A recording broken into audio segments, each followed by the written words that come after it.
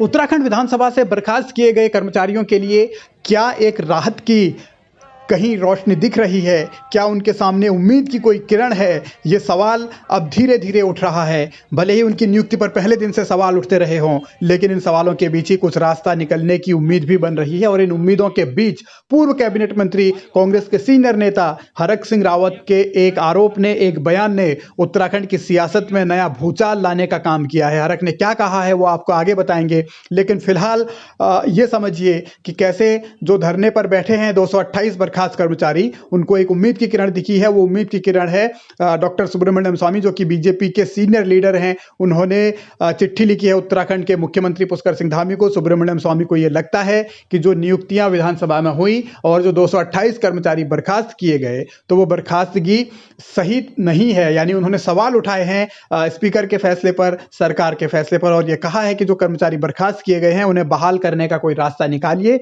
सर्वदलीय बैठक बुलाइए या किसी भी तरीके से उनको बहाल कीजिए। सुब्रमण्यम स्वामी ये भी कहते हैं कि जिस तरीके से एक ही विधानसभा में, एक ही राज्य की विधानसभा में लगे हुए कर्मचारियों के साथ अलग अलग तरीके का भेदभाव किया गया है, तो वो ठीक नहीं है। और उन्होंने ये उम्मीद जताई है कि 228 जो तदर्थ कर्मचारी हैं उन्हें बहाल किया जाएगा। ये उन्होंने स्पीकर को भी अपील की है और मुख्यमंत्री को भी की है। सुब्रमण्यम स्वामी बीजेपी के सीनियर लीडर हैं, कानून के बड़े जानकार हैं, तो उनके इस सुझाव का या उनकी इस चिट्ठी का क्या असर होगा ये कहा नहीं जा सकता। लेकिन फिलहाल तो सवाल 228 कर्मचारियों के भविष्य का है, उनकी नौकरी का है, जो लगातार धरने पर 2 महीने से ज्यादा इन्हें हो चुका है, धरने पर बैठे हुए हैं। इनकी मांगे वही है कि इन्हें बहाल किया जाए। अब सुब्रमण्यम स्वामी ने चिट्ठी भेजी है या उन्होंने इन कर्मचारियों का समर्थन किया है, तो रितु खंडूरी पर इसका कितना असर पड़ेगा यह आने वाला वक्त बताएगा। क्या वो इस मामले को सुलझाने की दिशा में कोई कदम उठाएंगे? क्योंकि बीते दिनों कांग्रेस का भी एक प्रतिनिधिमंडल उनसे मिला था और बीजेपी के सीनियर नेता सुब्रमण्यम स्वामी अगर मुख्यमंत्री को चिट्ठी लिखते हैं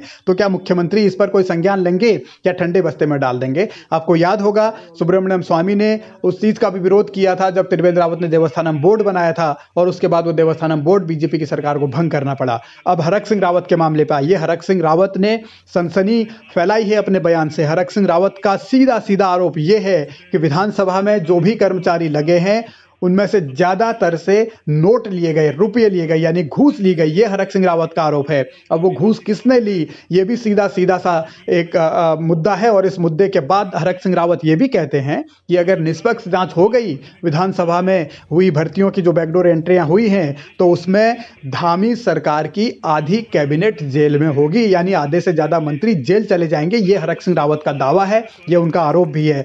सवाल ये कि एक सीनियर नेता, एक पूर्व कैबिनेट मंत्री अगर यह आरोप लगाता है कि विधानसभा की भर्तियों में घोटाला हुआ, भ्रष्टाचार हुआ, लेन देन हुआ, यानी रुपये लिए गए, घूस ली गई, तो क्या इस मामले की भी जांच होनी चाहिए? अगर घूस ली गई थी तो किसने ली, किसके कहने पर ली, कितने रुपए लिए? क्या स्पीकर रितु खंडूरी इस मामले की भी जांच करवाएंगी या फिर एक तरफा फैसला लेकर ही, जो कहा जा रहा है, बार बार उन पर आरोप लग रहे हैं कि एक तरफा उन्होंने फैसला लिया, उस पर ही वो कायम रहेंगी? धामी पर भी इस बात को लेकर प्रश्न चिन्ह है कि अगर वो भ्रष्टाचार खत्म करने की बात कर रहे हैं तो क्या वो हरक के आरोपों की भी जांच कराएंगे या ऐसे ही चुपचाप बैठे रहेंगे?